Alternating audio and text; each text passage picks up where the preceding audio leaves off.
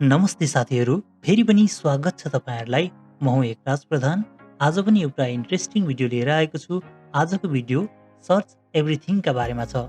त्यसैले भिडियो एकदमै इम्पोर्टेन्ट छ, सो भिडियोलाई अन्तिमसम्म हेर्नुहोला। सुरु गरौँ आजको यो भिडियो। कहिलेकाहीँ हामी फाइल सेभ गर्छौँ तर सेभ गरेको ठाउँ बिर्सिन्छौँ, अथवा पुराना फाइल कहिलेकाहीँ अपरचट चाहिन सक्छ तर कहाँ राखेको छ भनेर हामीलाई सम्झनै गाह्रो हुन्छ। यदि तपाईँलाई फाइल नेम थाहा छ भने एउटा काम सधैँ गर्नुहुन्छ होला, माई कम्प्युटरमा जाने, सर्च बारमा टाइप गर्ने र सर्च गर्ने।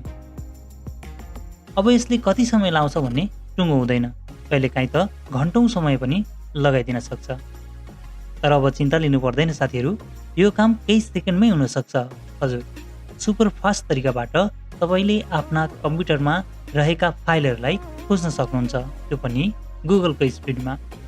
सर्च एभ्रिथिङ यस्तो टुल्स हो जसलाई इन्स्टल गरेपछि यसले पहिला हाम्रो कम्प्युटरमा रहेको फाइलहरूलाई एनालाइज गर्छ र सर्च गर्ने बित्तिकै सुपर फास्ट तरिकाबाट रिजल्ट सो गर्छ। हजुर, हराएको फाइल भेट्टाउन मात्र होइन, आफूले राखेको फोल्डर धेरै लामो एड्रेसमा छ अथवा धेरै फोल्डरहरू क्लिक गरिसकेपछि मात्र भेट्न सकिन्छ भने पनि सर्च एभ्रिथिङमा गएर हामीले टाइप गर्न सक्छौँ। यसले हामीले टाइप गर्दा गर्दै त्यो फाइल देखाइदिन सक्छ। यसले हाम्रो कामको स्पिडलाई पनि बढाउँछ।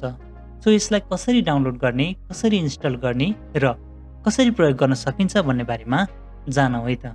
सो साथीहरू, सर्च एभ्रिथिङलाई हामीले गुगलबाट पनि खोजेर डाउनलोड गर्न सक्छौँ। जस्ट म यहाँ गुगलमा जाँदैछु साथीहरू, गुगलमा जाने र सर्च एभ्रिथिङ डाउनलोड भनेर हामीले सर्च गर्न सक्छौँ है त। जस्ट मैले यहाँ क्लिक गर्दै तपाईँहरू देख्न सक्नुहुन्छ यहाँ एभ्रिथिङ डाउनलोड भनेर देखाइएको छ र तपाईँहरूले यो कुरालाई ख्याल गर्नुपर्ने हुन्छ कि यो लोगो है, लेन्स, ओरेन्ज कलरको लेन्स रहेको लोगोलाई चाहिँ तपाईँहरूले ध्यान दिएर यही लोगो भएको एपलाई चाहिँ गुगलबाट डाउनलोड गर्नु होला है त। जस्ट तपाईँहरूले डाउनलोड गर्न एकदमै सजिलो छ साथीहरू है। अलमा जाने है, तपाईँले कुनै पनि यहाँ लिङ्क दिएको हुनसक्छ, त्यो लिङ्कमा क्लिक गरेर तपाईँले सजिलै तरिकाले फ्रीमा डाउनलोड गर्न सक्नुहुन्छ है त। सो साथीहरू, मैले यहाँनिर अलरेडी डाउनलोड गरिसकेको छु, त्यस कारण मैले यसलाई क्लोज गरिदिएँ। तपाईँहरू देख्न सक्नुहुन्छ मैले डेस्कटपमा यहाँ एभ्रिथिङ भनेर डाउनलोड गरिसकेको छु। जस्ट अब यसलाई इन्स्टल गर्ने कुरा हो।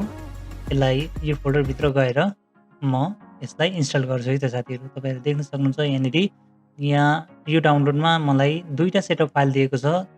यहाँनिर 64 र 86 बिटमा चाहिँ यो फाइलहरू रहेको छ। मेरो कम्प्युटर चाहिँ 64मा रन भइरहेकोले मैले यो 64 बिटलाई डबल क्लिक गरेर इन्स्टल गरेँ है त। अब तपाईँहरूले यहाँ डेस्टिनेसन फोल्डरलाई सेटअप गर्न सक्नुहुन्छ। तपाईँको चाहिँ कुन ठाउँमा रहेको छ त्यो ठाउँ सेट गरेर तपाईँहरूले सजिलै नेक्स्ट गर्दै जानुहोस् है। एकदमै सजिलो छ साथीहरू। तपाईँहरूले यहाँ देख्न सक्नुहुन्छ यो टिक मार्कहरूलाई हटाउन सक्नुहुन्छ। Start everything on system startup भन्ने छ है, यो हामीलाई चाहिँदैन, किनभने हामीले चाहेको बेला हामीले यसलाई चाहिँ स्टार्ट गर्न सक्छौँ। सो यी कुराहरू तपाईँले रिड गरेर तपाईँको आवश्यकता अनुसार यसलाई तपाईँले टिक मार्क लाउने अथवा हटाउने गर्न सक्नुहुन्छ। त्यस पछाडि जस्ट नेक्स्ट गरिदिने र यसलाई फिनिस गरिदिने। अब तपाईँको यहाँनिर एभ्रिथिङको यो टुल्स चाहिँ रन भइसकेको छ है साथीहरू। मैले जस्ट यसलाई क्लोज गर्दै साथीहरू है। अब तपाईँहरूलाई म यहाँ स्टार्टमा देखाउन चाहन्छु है। स्टार्टमा तपाईँको आइसकेको छ सर्च एभ्रिथिङ, तपाईँहरूले यहाँ देख्न सक्नुहुन्छ है। हाम्रो स्टार्ट बारमा पनि आइसकेको छ र यसलाई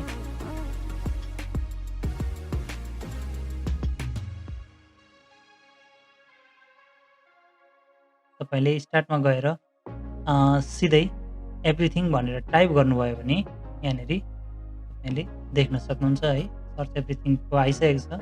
जस्ट यसलाई हामीले क्लिक गर्ने। अब तपाईँहरूले यहाँ देख्न सक्नुहुन्छ यहाँनिर एभ्रिथिङको यो सर्च बार रहेको छ साथीहरू है। अब तपाईँहरूले आफूलाई के सर्च गर्नुपर्ने हो त्यो कुरा चाहिँ सर्च बारमा गएर तपाईँले सर्च गर्न सक्नुहुन्छ है। त्योभन्दा पहिला हामीले यहाँ भ्यूमा रहेको केही कुराहरूलाई बुझौँ है त। जस्ट तपाईँहरू देख्न सक्नुहुन्छ यहाँ एक्स्ट्रा लार्ज थम्बनेल है, लार्ज थम्बनेल, मिडियम थम्बनेल भनेको छ। म जस्ट लार्जमा क्लिक गर्दैछु है। तपाईँलाई आवश्यकता अनुसार यसले थम्बनेल पनि प्रिभ्यू गर्छ है त साथीहरू। अब त्यस पछाडि साथीहरू यसमा रहेको भ्यूकै है अर्को यो फिल्टर भन्ने अप्सनमा जाउँ है त। अब फिल्टरले चाहिँ के गर्छ भने साथीहरू, फिल्टरमा क्लिक गरिसकेपछि तपाईँहरूले यो राइट साइडको कुनामा एभ्रिथिङ भनेर देख्दै हुन्छ है।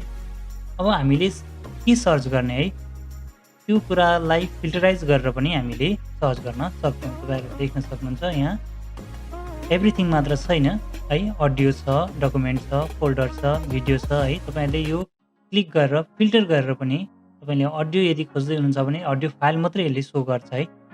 त्यस्तै फोल्डर यदि तपाईँ सर्च गर्न चाहनुहुन्छ भने फोल्डर मात्रै पनि सो गर्छ। यो कुरा चाहिँ तपाईँहरूले यहाँ सर्चमा क्लिक गरेर है, यो सर्च मेनुमा क्लिक गरेर पनि पाउन सक्नुहुन्छ। यहाँ तल देखिएको छ एभ्रिथिङ अडियो भन्ने छ है, यो कुरो एउटै हो है त। सो म यहाँ सर्च गर्न चाहन्छु साथीहरू है। जस्ट मैले यहाँभित्र रहेको फाइल म यहाँनिर यम्मी भनेर टाइप गरेँ है। यम्मी गरेर टाइप गरिसकेपछि तपाईँहरू देख्न सक्नुहुन्छ है, मैले यो कम्प्युटरमा सेभ गरेर राखेको यम्मी भन्ने कुराहरू चाहिँ सबै कुराहरूलाई सो गरेको छ है। जस्ट यहाँ फोल्डर मात्रै सो भएन, यहाँनिर चाहिँ पीएचडी फाइल पनि सो भएको छ, जेपीजी फाइल पनि सो भएको छ है। त्यस्तै म बोस्टन टाइप गरेर यहाँ तपाईँहरूलाई देखाउन चाहन्छु है। तपाईँहरूले देख्न सक्नुहुन्छ कि टाइप गर्दा गर्दै है, गुगलमा जस्तै टाइप गर्दा गर्दै चाहिँ यो फाइल चाहिँ तपाईँले यहाँ देखिसक्नु भएको छ है। यसरी चाहिँ सुपर फास्ट तरिकाले तपाईँले कुनै पनि फाइललाई सर्च गर्न सक्नुहुन्छ है। र त्यसै गरी यहाँ म बोस्टनको फिल्टराइज गर्दैछु साथीहरू है। जस्ट मैले डकुमेन्ट गर्दाखेरि तपाईँहरू देख्न सक्नुहुन्छ एउटा पिडिएफ फाइल मात्रै देखिएको छ। सो बोस्टनको अरू डकुमेन्ट फाइलहरू मसँग छैन है, पीएचडी फाइलहरू छन्।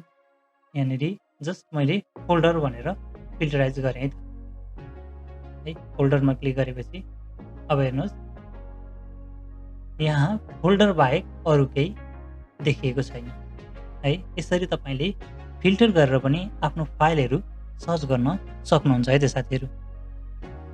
सो यदि फोल्डर आइसकेपछि हामीले जस्ट त्यो फोल्डरलाई डबल क्लिक गरेर पनि हामीले यसरी चेक गर्न सक्छौँ है, त्यो फोल्डरमा आफ्नो फाइल छ कि छैन भनेर यसरी फोल्डरमा क्लिक गर्दै हामीले सर्च गर्न सक्छौँ।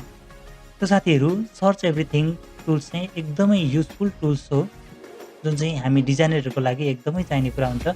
कहिलेकाहीँ हामीले फाइलहरू मिसिङ गर्छौँ, चाहिँ कुनै बेला कुन ठाउँमा हामीले सेभ गरेको हुन्छौँ भन्ने कुरा नै पत्ता लगाउन सक्दैनौँ।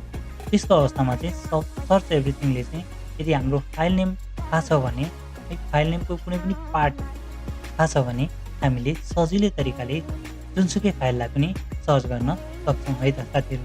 सो आजको भिडियो तपाईँहरूलाई कस्तो लाग्यो कमेन्ट बक्समा लेख्नुहोला र भिडियोलाई अन्तिमसम्म हेरिदिनु भएकोमा तपाईँलाई धेरै धेरै धन्यवाद। आगामी भिडियोमा फेरि पनि हामी भेट्ने नै छौँ साथीहरू। तबसम्मको लागि बिदा दिनुहोस्। नमस्कार।